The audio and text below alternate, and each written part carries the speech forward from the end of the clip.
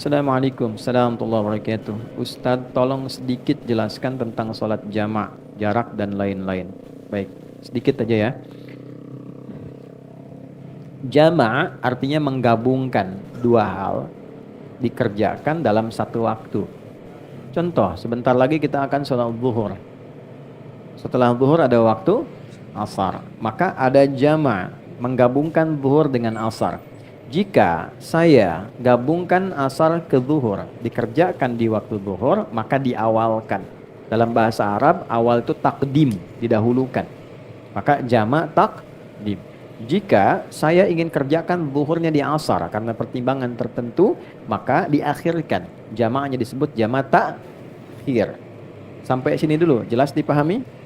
Jelas. Yang dijama' itu waktunya yang paling berdekatan. Jika sudah mendekat kepada yang satu, tidak bisa dijamak dengan yang lain. Contoh, zuhur dekatnya ke apa? Asar. Oke, maka zuhur pasangan jamaknya asar. Karena asar sudah dengan zuhur, maka asar tidak boleh dengan maghrib. Jelas? Maka maghrib dekatnya kemana? Isya. Maka maghrib boleh dijamak dengan isya, baik takdim ataupun takhir.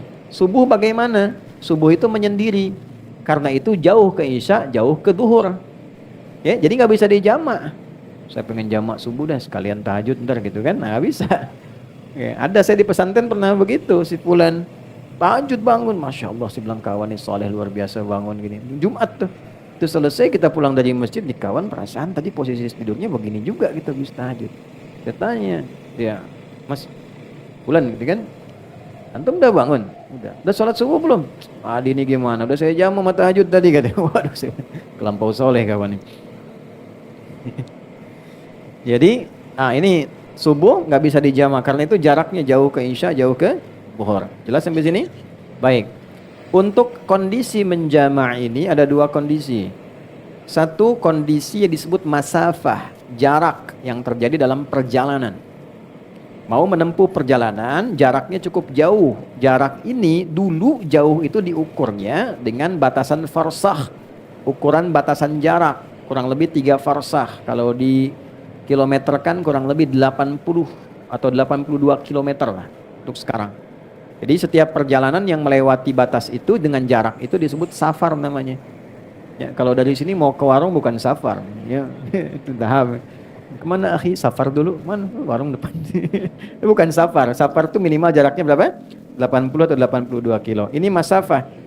Yang kedua masyaqqah. Ya, masyaqqah bukan masako.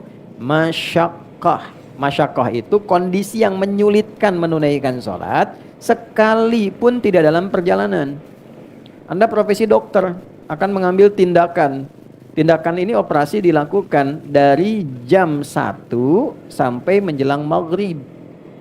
Oke, sampai jam 6 misalnya. Baik, maka kita kan tidak safar. Tindakan dilakukan. Ini akan melewati asar. Maka kedepankan asar, tunaikan pada waktu zuhur. Jelas? Walaupun tidak ada safar. Ya, tidak boleh nanti misalnya saya pamit dulu nih waktu operasi. Begitu dibuka, jantung dibuka, Allahu Akbar. Bentar ya, adzan dulu, salat dulu, ntar balik lagi. Nah, itu nggak boleh. Ya, jadi itu yang disebut masyaqqah. Nah, ada yang kemudian menganalisis ulama, jarak itu pun harus dilihat masyaqqahnya juga. Karena dulu 80 kilo pakai unta. Kan? Atau jalan kaki. Unta kecepatan berapa? Standar rata-rata itu paling cepat dan 60-70. Ya, biasanya 30. Kalau santai banget 10-20. Gitu kan? Nah, nyampainya kapan? Antum dari sini mau ke Bandung pakai unta. Gitu kan? Nyampainya kapan? Gitu kan? Tapi kalau Anda gunakan kendaraan kan bisa lebih cepat. Kadang-kadang tiba lebih cepat dari sebelum waktunya. Maka ada ulama yang melihat tetap masyaqqah itu didahulukan daripada masafah. Jadi kalaupun jaraknya ada, tapi masyaqqahnya tidak mendukung, ya tetap yang didahulukan adalah kadar kesulitannya.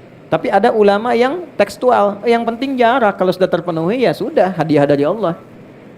Gitu. Nah, ini tinggal silahkan aja dalilnya ada, mana pilih yang paling gampang. Ya. Ada lagi kondisi yang tidak ada masafah, masyaqqah juga ringan, tapi kondisi cuaca. Misal Anda biasa ke masjid nih, ya jamaah, maghrib sudah ke masjid, tiba-tiba mau isya hujan besar begitu, geledeknya di mana-mana, ya kan? Nah, itu boleh dijamak seketika juga. Jamak sama dengan isya. Lalu pulang, isya nggak ke masjid lagi. Itu sudah masuk, itu sah, boleh dilakukan. Itu ada hadisnya juga yang tersambung dalam riwayat Madzhab Maliki, itu dijelaskan dengan sangat detail.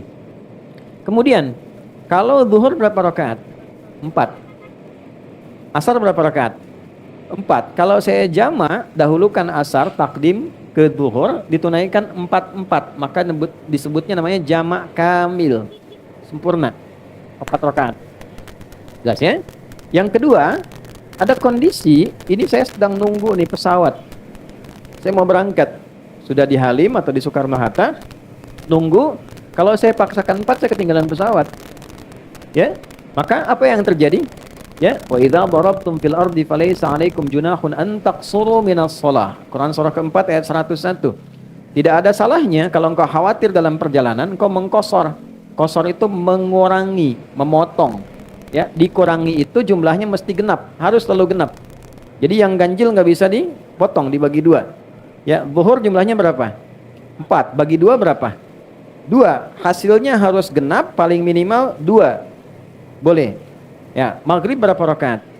3. Bisa nggak dibagi 2? Tidak bisa. Jadi nggak bisa dikosor maghrib, nggak ada 1,5.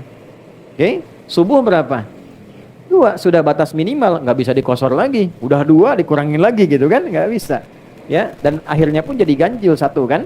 Maka jumlahnya yang bisa dikosor cuma 3 waktu. Zuhur, asar, dan isya. Nah, kosor itu ada yang sifatnya tunggal, ada yang sifatnya jama'. Misal, saya mau kosor nih. Zuhurnya karena perjalanan, tapi saya nyampe Semarangnya bahkan sebelum asar. Maka saya nggak jama', kosor aja zuhur. Nyampe di Semarang saya sholat asar. Kalau saya mau tinggal mukim. Jelas?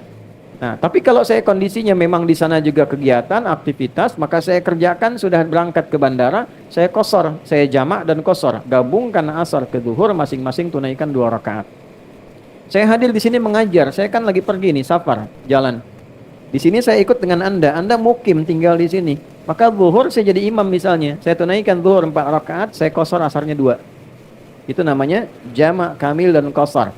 Ya, kamilnya untuk yang zuhur, kosornya untuk yang asar. Paham sampai sini? Paham ya? Nah, apalagi misalnya nanti karena permintaannya sedikit.